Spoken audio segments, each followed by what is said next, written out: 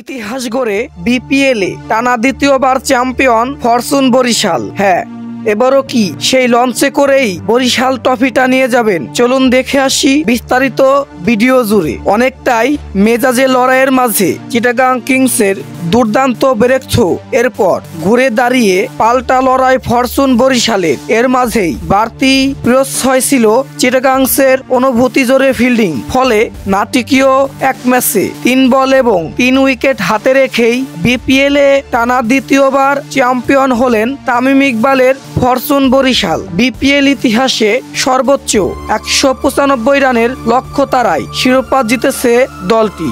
এর আগে বিপিএলে সর্বোচ্চ 176 রানের লক্ষ্য তারাই চ্যাম্পিয়ন হওয়ার রেকর্ড ছিল 2023 সালের আসরের ফাইনালে সিলেট স্ট্রাইকার্সকে হারানোর পথে সেই কৃতি গড়েছিল কুমিল্লা ভিক্টোরিয়ান্স। 2025 একাদশ বিপিএল এর ফাইনাল সেটিকেও ছাড়িয়ে গেছে। শিরোপা নির্ধারিত ম্যাচটিতে প্রথমে ব্যাটিংয়ে নেমে 3 উইকেট হারিয়ে 194 রান সংগ্রহ করেন চিটাগাং কিংস।